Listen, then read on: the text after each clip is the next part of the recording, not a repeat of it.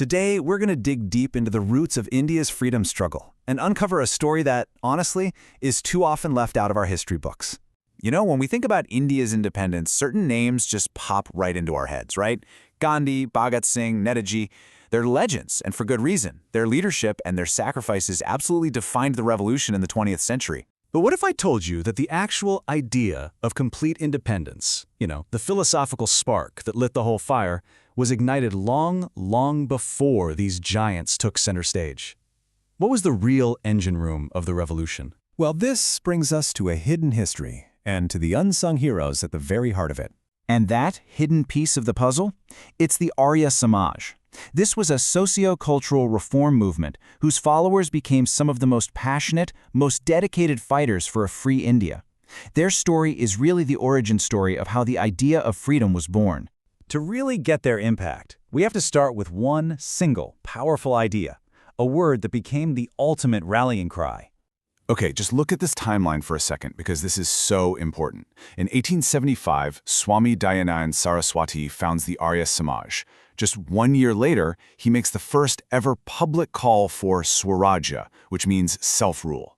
Now think about that. This was a full 9 years before the Indian National Congress, the main political force of the freedom struggle, even existed. So what is Swaraj really? It's so much more than just political freedom. It's this deep concept that covers self-rule, of course, but also self-reliance, national pride, and a total freedom from foreign control in every part of life. We're talking cultural, spiritual, and economic. This single idea laid the foundation for everything that came after. And the movement's slogan, "Back to the Vedas," you might think that's just a religious thing, right? But it was actually a brilliant strategic move. It was all about building up a sense of cultural self-respect and pride in India's own ancient past. The thinking was, a nation that respects itself is a nation strong enough to rule itself. But an idea, no matter how powerful, needs a way to spread. So how did the Arya Samaj turn this philosophy into a nationwide force?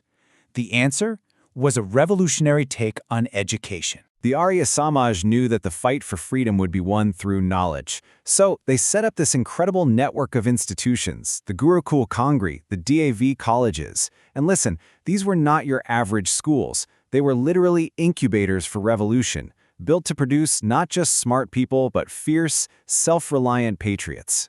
And all that philosophy, all that education, well, it led directly to action. It created revolutionaries who didn't just talk the talk, they walked the walk. And many of them paid the highest price for it. I mean, just look at this list. It's a who's who of freedom fighters who came from the Arya Samaj. You've got giants like Lala Lajpat Rai, a top leader in Congress. You've got Swami Shraddhanand, a social reformer who was martyred for his work. And then you have committed revolutionaries like Prasad Bismil and Shyamji Krishna Varma. From leading protests at home to organizing from abroad, they were everywhere. This quote, it just captures everything about their spirit. It wasn't about power or fame. It was about one single burning desire for their motherland to be free. And that's a sentiment that so many, like Bismil, gave their lives for. And the influence just keeps spreading. Get this, even the family of Bhagat Singh, one of India's most iconic revolutionaries, was deeply connected to the Arya Samaj.